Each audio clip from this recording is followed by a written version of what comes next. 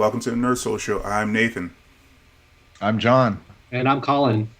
So we're gonna review a few things tonight. A couple of things that have come out over the last couple of weeks. We are going to do spoiler-free reviews of these things because people are at varying levels of watching these. First, we're going to start with Invincible, which came out around the same time that Falcon and the Winter Soldier came out, so it didn't get as much press in attention as Falcon and the Winter Soldier. We actually did a review when the first two episodes came out, which we haven't edited yet, that we're going to drop later on, that it's a more spoiler review. But we're just going to do a spoiler-free review of the entire season because people are starting to catch up now that the entire season has dropped, the eight episodes. Then we'll talk about Bad Batch, and we'll talk about what each of us has seen of Jupiter's Legacy. So, Jhon, do you want to start off what you thought of Invincible, first season of Invincible? Sure. Great season. It met my expectations. I come from having read the comics, most of the comics. I still have about 15 issues left. I'll get to that one day. But my wife and I enjoyed it immensely. We were anticipating the next episode. For the most part, it seems like it was paced out quite nicely. You're trying to get into the life of the various superheroes that are on the show, particularly surrounding the family of Mark and his mom and his dad. But then, of course, the drama that's a major plot points there that I won't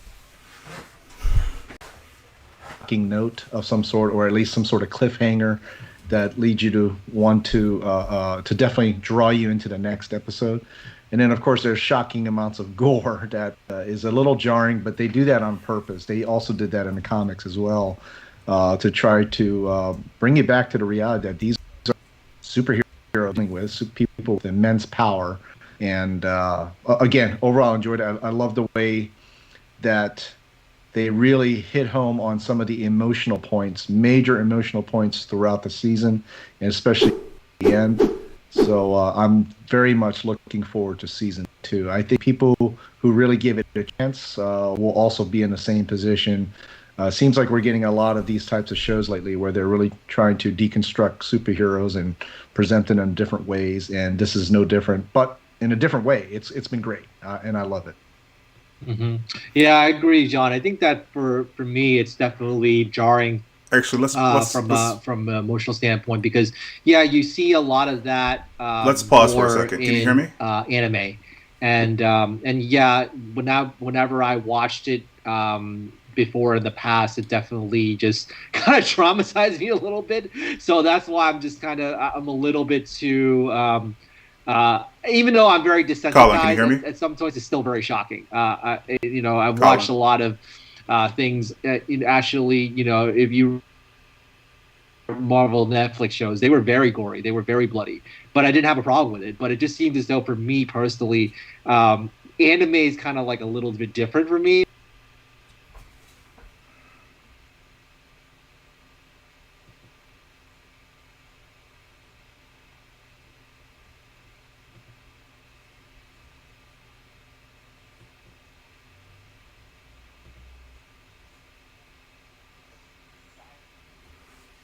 I don't know too much about. I haven't actually watched The Boys yet on Amazon, so I will get to that as well. So Colin, can you hear me? Yep.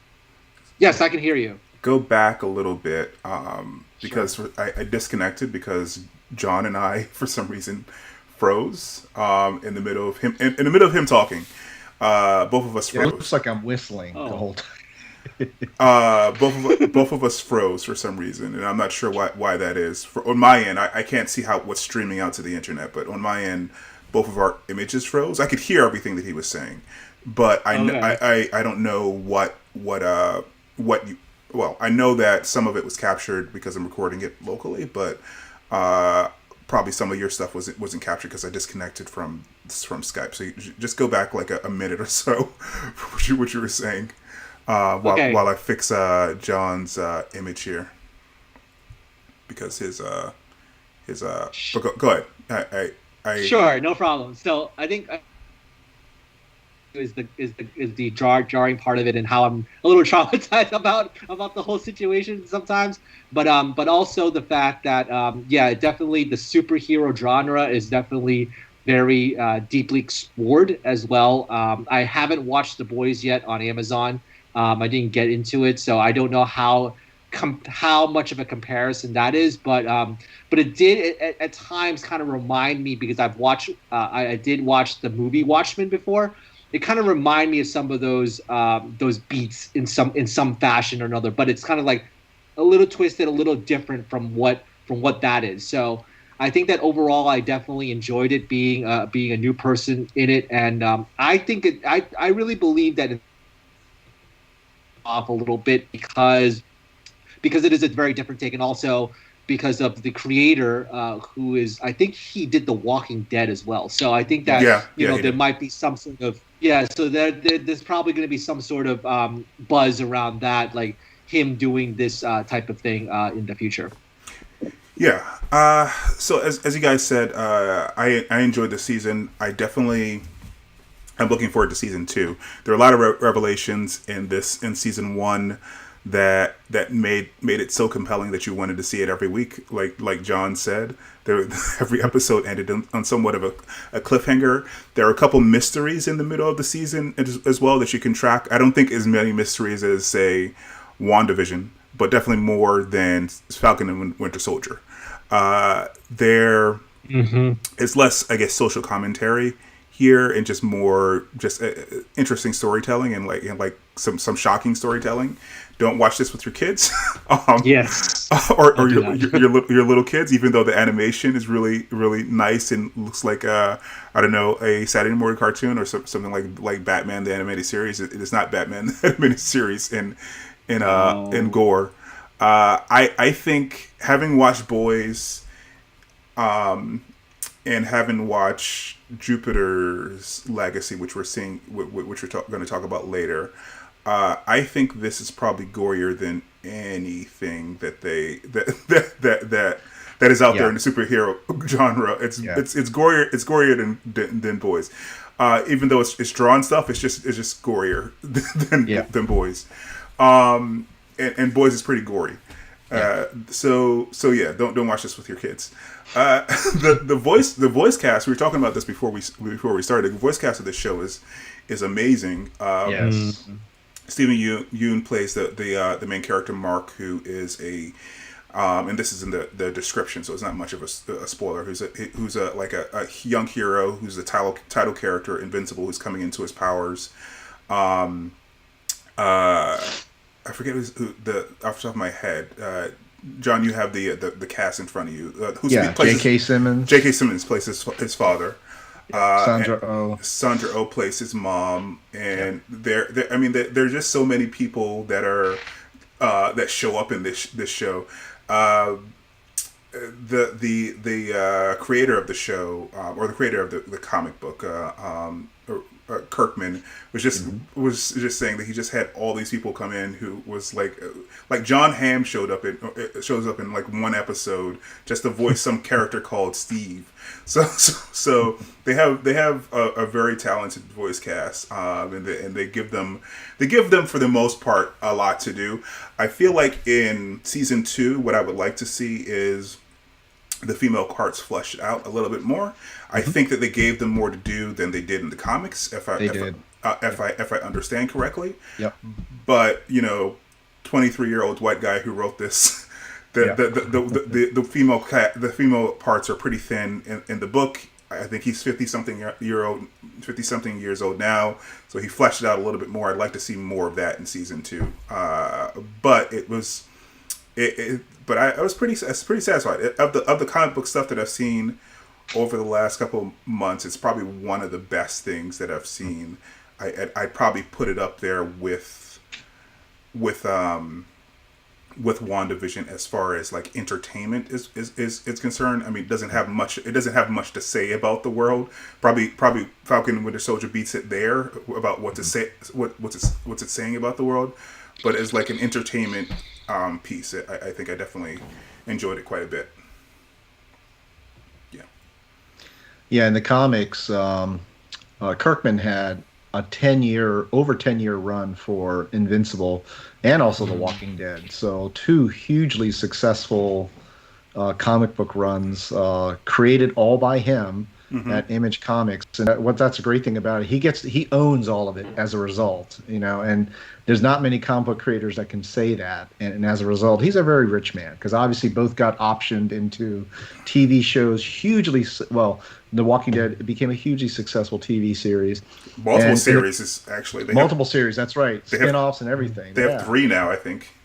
Yeah, and what's cool about also the comic was, in the comic, it seemed like a white teenager with a white family, and in the series, Mark is clearly depicted as an Asian superhero, and Sandra Oh, the mother, is also depicted as an Asian character as well. In the comics, it's a little bit more, just pretty much plain white characters, and so credit to him to really fashion the characters after the actual voice actors that are playing them. So he even says in interviews that in this day and age, and especially during these times, he decided, let's give him an identity. He's going to be an Asian superhero. So yeah, I think that's yeah. Go ahead. Yeah, I think that.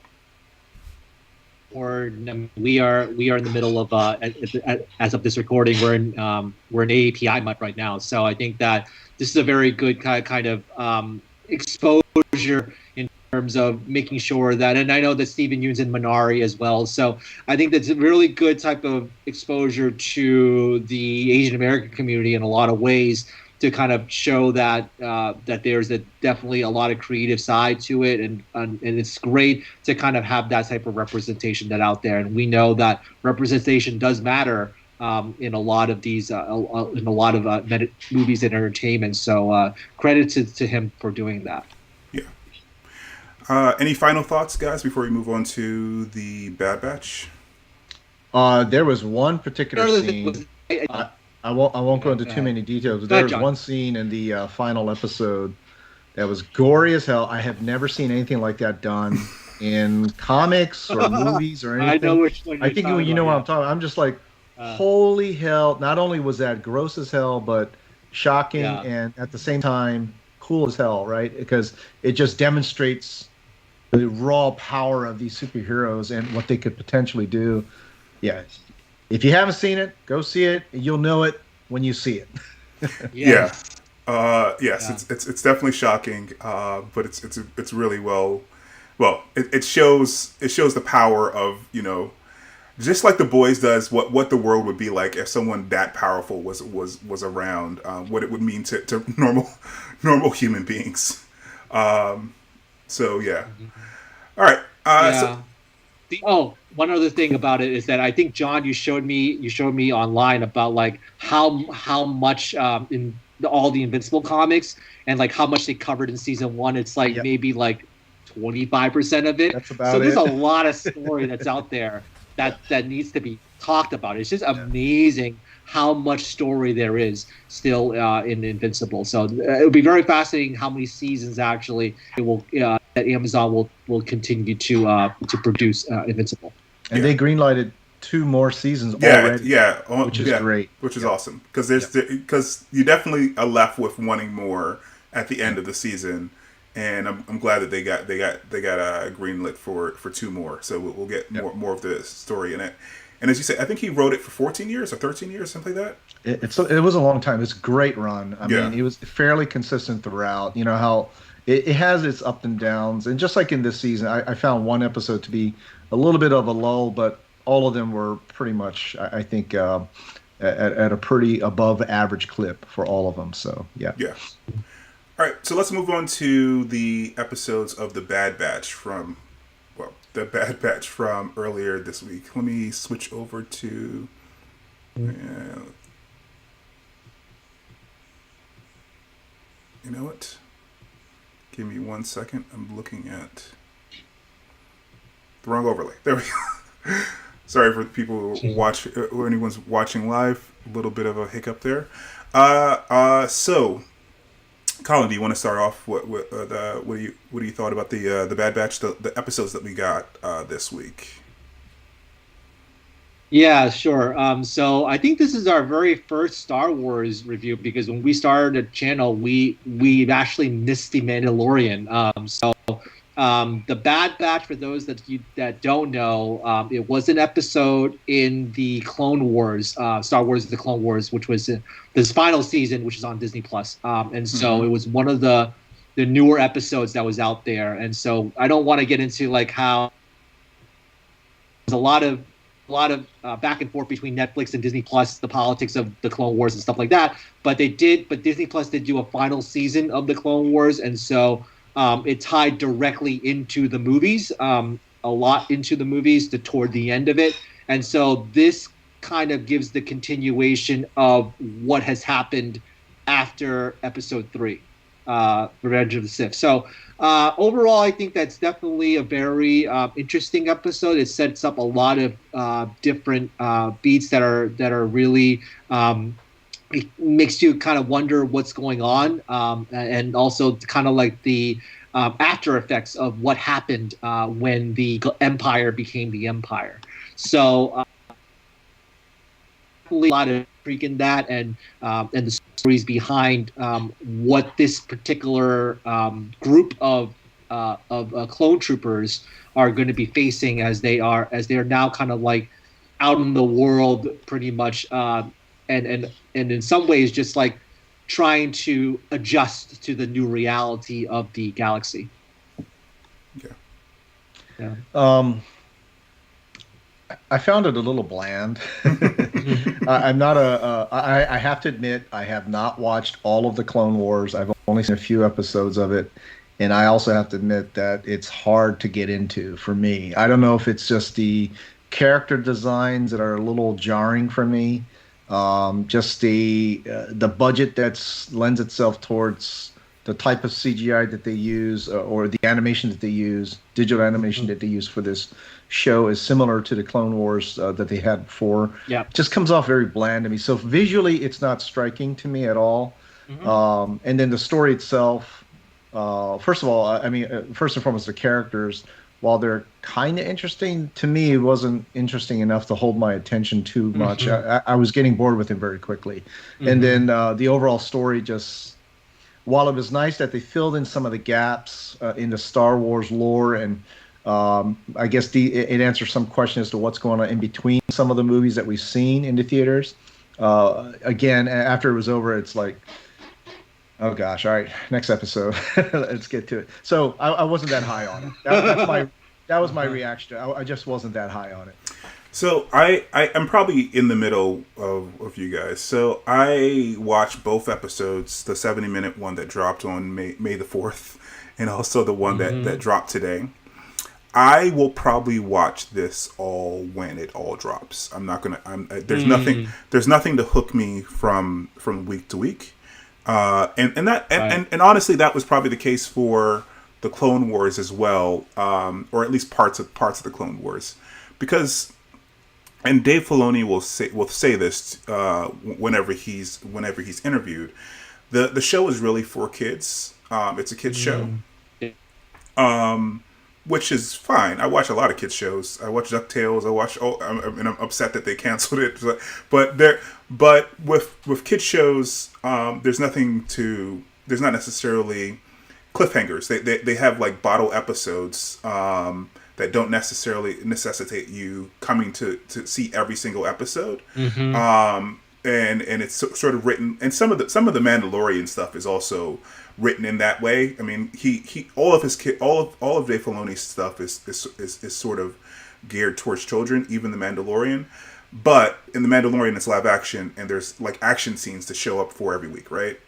Whereas this is just computer generated animation, and the spectacle isn't going to be as like great as a live action show, unless they put a lot of work into it. Like the last episodes of the Clone Wars that they did last year, that was like a movie, and that was awesome. Yes. So that was awesome. So that was really great. So if an episode like that comes up, sure, I would see it. But there's nothing in the first two episodes that would hook me to think that, oh, I have to watch it just to see if something like that comes up. I assume and the other thing is that I mean we can talk a little bit about the characters because they I mean they're all clones, so they're all basically voiced by the same guy, but they also added someone another person, and this is actually in the trailer and also online in the art. They added a young girl called Omega, but she pronounces her name Omega in the show. So I think that the voice talent is fine. And what they do with Omega going forward might be interesting because there's some hints that in the first episode, without giving anything away, much away, that she is special in lots of different ways besides the fact that she's supposed to be a clone and she's a female. They have to explain that at some point. I was talking to my wife about that when we were watching. It was like, how is she a clone if she's a female? How is she a clone of this guy if she's a female? They have to explain how that worked. Yeah. But so developments with her character might be very interesting. I would say the whole story about how these clones are all abnormal. And again, this is something from the Clone Wars. It's not really spoilers for this show. This is the fact that they're abnormal and the fact that they didn't execute Order 66 again. Not necessarily a spoiler from this show because Order 66 has showed up in a movie that from almost 20 years ago. Yeah. And it showed up in the Clone Wars, but they didn't execute that order. So that's how I mean. I guess this time period is sort of concurrent with the Mandalorian because the Mandalorian is sort of after. No, actually, no. It's not concurrent with the Mandalorian. It's before. It's before. It's before. It's between 3 and 4. Yeah, it's before 3 and 4. Sorry, it's between. It might be. It's a little bit before Star Wars Rebels. Rebels. Have you seen Rebels? Yes, I have. Yeah. So Rebels is also good. Again, I don't know if it's. I watched it all. I watched the entire season in like a day though, or seasons in a day.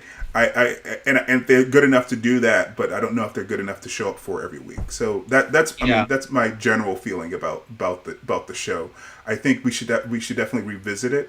And we should also going back a little bit to Invincible. Maybe we should revisit Invincible's final episode season, the season in a more spoilery way. But I think we should revisit it once more episodes have been banked, and then we can talk about our feelings about the show after that. But right now, I don't feel I'm not super compelled to watch it every single week. Yeah, the squad, the character squad, or the squad of characters in here just seemed to, as soon as I saw them on the screen, and again, I didn't see Clone Wars where they were introduced, so as soon as I saw them, to me, just were I saw them as a knockoff of every video game squad that's out there. It's in Team Fortress, it's in all the team-based shooter games. You got the heavy, you got the tech guy, you got the sniper guy, and you got the leader guy, right? So it's like it was kind of like that, going like, all right, they're going with it must be some video game quest that they're going on, and that's how it kept invoking that. And then when they got into the little fight scenes and battles or shootouts and stuff like that, I was thinking, oh yeah, so they're going to use all the tactics that we see in those video games. And again, that's just coming from the video game perspective of seeing those things. And then what is up with Filoni with his characters and a kid? And we're seeing that again here. So I rolled my eyes when I saw that. So that's why I was reacting to it like, all right. Yeah, Yeah, I think that's something that I think it's, of course, is the whole idea of Star Wars is about appealing to kids, and I think that you make really good points. There's certain parts of the Clone Wars as well as in Rebels, which are really iconic, and also I think that it does lend itself to more storytelling because of it. But of course, you have to kind of weed through a lot of the, I would say, kiddie stuff that's along with it. And yes, I think that you're right, Nathan, in a lot of aspects is that it it is geared for kids, and your attention is not really gravitate or like say WandaVision or even with Falcon Winter Soldier or even with Invincible. It's not always there because kids are not going to be that as in tune to it. They see, oh, they're shooting, oh, there's action, oh, there's a little kid, I can be that kid. And so I think that's kind of like the appeal, whereas for adults it's very different because we're very we're thinking about character driven, plot driven, all that type of stuff. And so unless there's like some type of iconic moment, which some of the animation does give, you don't really your attention does not get captivated every week because of it. So I think that's kind of like the limitations of having like in some aspects. Yeah, I would also say that, I mean, just thinking about this a little bit more, there are some kids shows that I would show up for every week. Like, I'm not sure if you guys saw Gravity Falls. No. It's a Disney show, and you should probably seek it out. It's even though they have bottle episodes where nothing is not. Even though they have bottle episodes that might not connect or just something like the villain of the week or the thing of the week, similar to what this second episode was, they were interesting concepts enough that you want to see what the creative team came up with, and also there was an underlying narrative. Now, I guess there's an underlying narrative behind this show because, like I said, they're all trying to figure out how to survive in this post-Republic Empire world. But like the second episode seemed like was very weak to me, and it was fine. It was, if you're thinking of it as like a kid's show, like a very young kids show, it's basically one of the moralizing shows, one of the moralizing episodes, which is fine, but better kids shows are able to do that and also do things that are interesting to adults. Whereas, like Avatar. Avatar is another good example of something that I could watch every week, and I did watch it every week when it was coming out because I wanted to see what was happening, and that's a kids show. So I think that there is a little bit. I mean, I trust the creative team because where Dave Filoni is going to go because of what he did with Clone Wars, what he did with The Mandalorian. But the second episode was a little bit of a letdown, and there are episodes like that in The Mandalorian, and there are episodes like that in Clone Wars as well, where they're just not that great.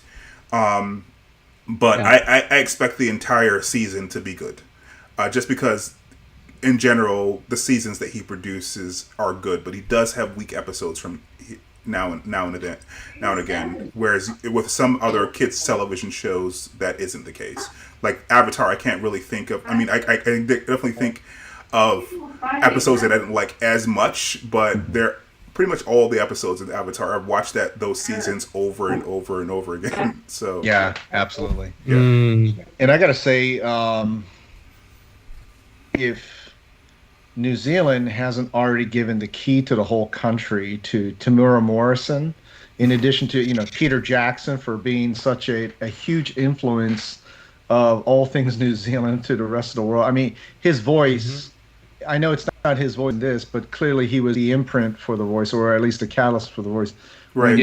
When George Lucas decided to cast Tamura Morrison for the prequels, he's in everywhere now, right? He's now Boba Fett, and all the clones have his accent.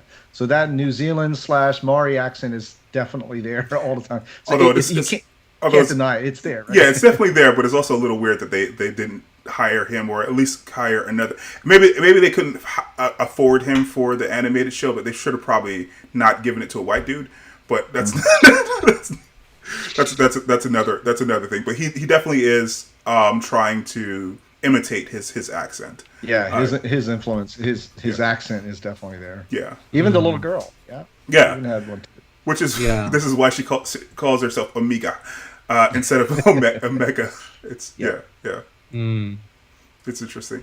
Yeah, so I think that we should revisit this once we've gotten more episodes, because honestly, with Dave Filoni shows, it's probably better unless there's spectacle like in The Mandalorian, to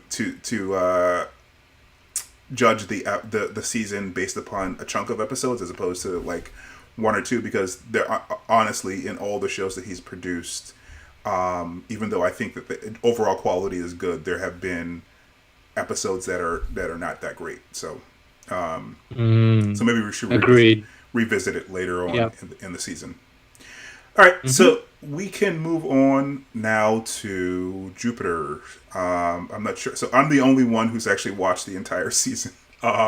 So Yeah. so let me turn that on and turn Bad Batch off. Okay, so I'm not sure how much you guys have watched. I've watched about 4 episodes.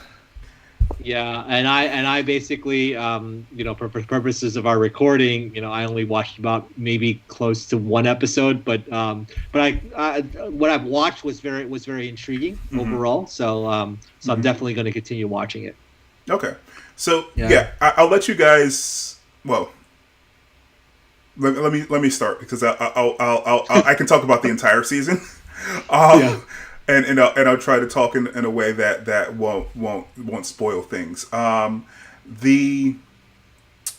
think that as I was saying earlier when we were talking about Invincible, there's definitely some gore in this season, but I think it actually is it's of the shows that have superheroes and gore, it's actually less gore than The Boys. Where with Invincible being on the other end, where it's like crazy amount of gore, but I think they're doing it in a very tasteful way. Tasteful-ish. I mean, as much as you can do like gory stuff. They're not doing it gratuitously. Is probably a better way of explaining it. I enjoyed the special effects. I think that the special effects, they definitely don't have Marvel budgets. So if you don't come into this expecting Falcon and the Winter Soldier special effects, or action sequences, but even though in Falcon and Winter Soldier no one has like superpowers, it's still, I mean, except for Super Soldier Serum, don't expect that kind of budget for pulling off the special effects. That being said, it's better than, say, a CW show. It's better than that. It's better. It's better than some streaming. Agreed. It's better than some streaming shows. It might be on par with, say, on par or higher than, say, Titans or Doom Patrol. It's probably on par with Umbrella Academy, or maybe a little bit above Umbrella Academy. So it's better. It's not Marvel. They don't have the budget for Marvel stuff, but it's better. It's not like regular television comic book stuff. So that's what I will say about that. I really enjoyed, and this is not getting into too much, the fact that they're telling a couple different stories, because our heroes, we have 2 generations of heroes here. We have heroes who got their start in the 20s, and they're long lived. They're long lived because they have these powers, and we have their children. This next generation of heroes. There isn't as many overt political things being talked about in this series, but they do wrestle with some ideas that are not that if you think about them can apply to lots of the different political conversations. So the main, without getting into too many things, and this is in the first episode, and also not only in the first episode, what I try to do is actually watch some press things and see what the directors are talking about when they're trying to not spoil the show. What they have said is that one of the central conflicts is about the code that these superheroes take on. And their code, there are 3 parts to their code. Their code is they don't kill, they don't get into politics, and they don't lead, because who could stop them if they decided to take over or lead. So that is that is a central thing that they wrestle with in a very, very serious way throughout the entire season. in the present day. That's what they're wrestling with. In addition to that, you have this like adventure story basically in flashbacks. It's sort of like the first few seasons of Arrow when it was good. Like the flashbacks are really well interwoven into the episodes, and so you sort of have this like this superhero show with the Indiana Jones / like Jumanji show as well. So it's a good show. I enjoyed it. I enjoyed it very much. I enjoyed some of the philosophical conversations about the use of power. It's sort of like flipping the Ayn Rand philosophy on its head. Because if you listen to people who are acolytes or objectivists, as they call themselves, they think that if you're the people that have power, the people who are the best should be in charge or should wield that power, and the philosophy of the code is sort of like opposite of that. They or at least not necessarily completely opposite of that, because they are taking power into their own hands and being heroes, but they're not trying to take over the world. So they're very interesting philosophical conversations throughout the entire show, and there are different people on both sides of that conversation, and all of those people might be heroes and some of them are villains. So those conversations are really, really interesting to watch. And how it ends at the end of the season, you really want to see what's going to happen next. So that's my general review. I think if you're into superhero stuff, it's just a different take on the whole genre, and like I said, the interesting conversations. And you get lots of different genres in this show, not just superhero stuff. You get an adventure story as well. So what did you guys think?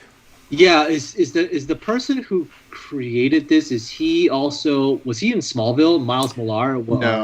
No. Mark Miller is a prolific comic book writer. Sorry. He wrote Kick-Ass. Yep. Wanted. He wrote Civil War. He wrote he wrote another something in DC as well. I have to look up and bring up his Red Sun. Red Sun. He wrote Red Sun. He also wrote Kingsman. Mm-hmm. Yep. Yeah. So he's done a lot of things for Marvel, really big stories for Marvel and DC, but he's also created a lot of stuff, just like Kirkman. Just like Kirkman, he's created a bunch of stuff on his own as well. He actually signed an overall deal with Netflix to develop everything within Miller World. Miller World is the imprint that he created for like Kingsman and stuff like that. So this is the first project out of the deal that he did with Netflix, but he's also developing a couple more shows from Netflix as well. Based on properties, but also at like new ideas. So I caught an interview with him a couple days ago. He is actually doing it backwards now. He's coming up with ideas for shows, and then because as part of his deal with Netflix, he said, I want to continue creating comic books. So the show's going to come first, and he's going to make a comic book based on the show. So royalties and residuals, he'll get them all. Yep. Yeah, so what did you guys think of what you watched? I'm a big fan of Mark Miller on all his stuff. Some of them have aged a bit, but at the same time, he's definitely one of the writers I would follow all the time. Same with the artist that he paired up with, Frank Quitely, for Jupiter's Legacy. I haven't read Jupiter's Legacy. That came out a little after I stopped reading some comic books for a while there. Mm-hmm. But Quitely, I have followed. Not a fan of his character designs, but it's very distinct and recognizable when you see his artwork. But yeah, I enjoyed the first few episodes that I watched. I see where they're going with this. It is yet another take, like an examination into superheroes in general, superhero families, and definitely a much more mature look at superhero families. I have to admit, some of it got on my nerves a little bit. It's just.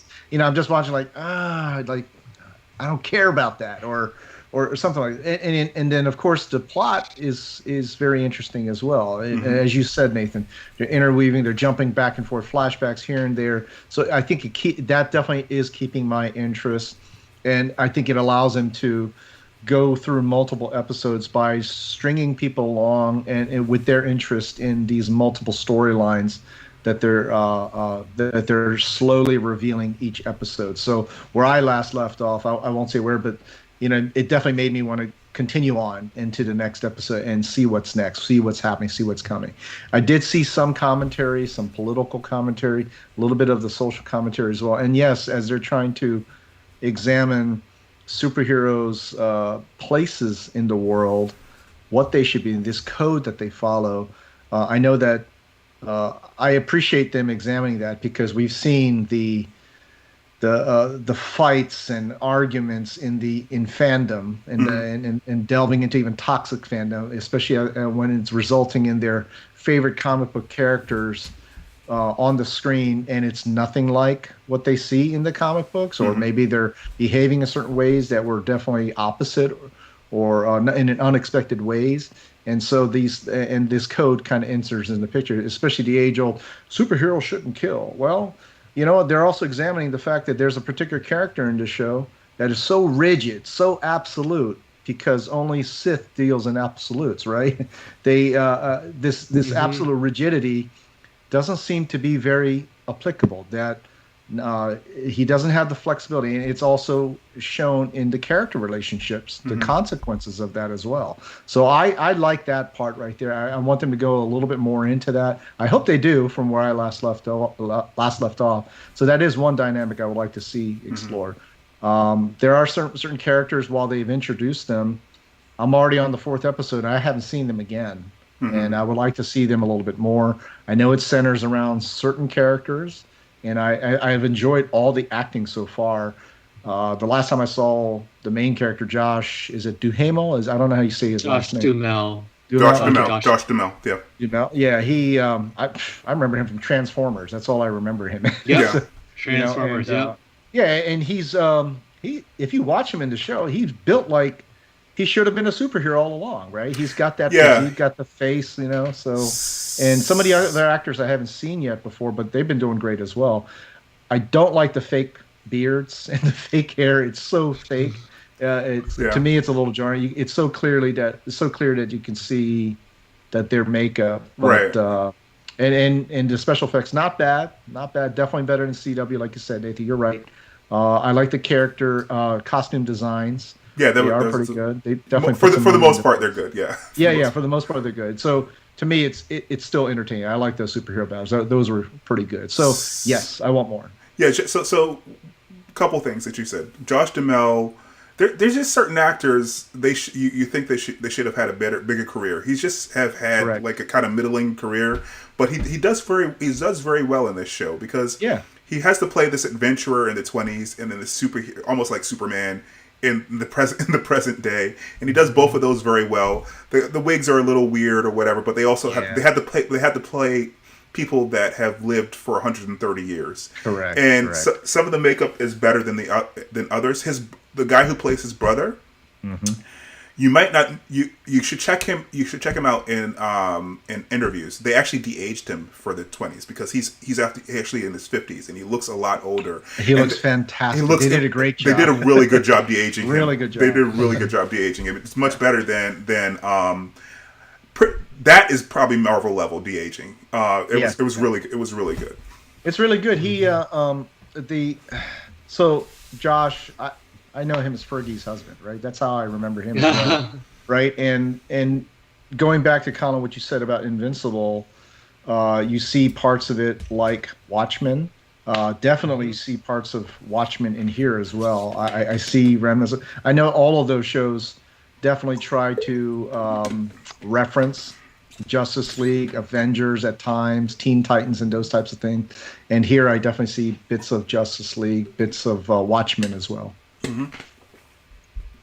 Yeah, I think that definitely they're drawing from each other, but it's nice to see that they're exploring all the different type of superhero, like within the superhero genre, all those different types of tropes, and just trying to explore the character in itself. So I think that definitely lends itself to a lot of different interpretations and how we perceive the world, and makes it more this good in terms of complexity and not just like what we grew up with. And as you remember, a lot of the shows from the 80s and the 70s, I mean, it's like a bad guy every week, a villain of the week type of thing, whereas now it's like a lot more complex, a lot more kind of in the way that we present these heroes and villains. So I think that it's a very good time to be a fan of comics because of that. And yeah, we know that Marvel is the one that's at the forefront of it, that's really kind of pushing these boundaries. But I think that there's definitely shows that are like Jupiter's Legacy and Invincible that are just out there for maybe a different type of audience from Marvel, but definitely intriguing in itself as well. Yeah, I want we will definitely probably talk about this again, but I when you guys get through more episodes, I want to have a more in depth conversation, a deep dive conversation with spoilers about who your favorite characters are, because there definitely are people that got more to do this season than others, and there are some people that I really want to see more of. They teased enough that I want to see more of in season 2. So. Yeah, it's a good show. For me, it's definitely a recommendation because I watched it all today. And the episodes are varying lengths. So there's some episodes that are like 30 something minutes, and there's some that are 45 minutes, and they kind of flow right into each other. So you can watch it in a day, because I did watch it in a day while doing some other things as well, because I had to prepare for this, talking about the other things that we talked about. So yeah. When you said that, when I saw, I was so used to having it episodically, I forget that Netflix does it binge, like they put it all out there. So I was like, when you told me this morning that it came out, I thought episodic. Yeah, I'll be able to watch this. This is fine. But then it was like 8 episodes. Like, no, I forgot they have to binge it. Like, oh no. So I couldn't get to binging it today. Depending on how far you guys get in the week, we can probably talk about the entire season in a more spoilery way next week. Any final thoughts, guys, before we close out? If they keep up with shows like The Boys, Invincible, now Jupiter's Legacy, and I'm sure what else is out there that just deconstruct and pick apart and present superheroes. Doom Patrol to a certain extent. Doom Patrol, yeah.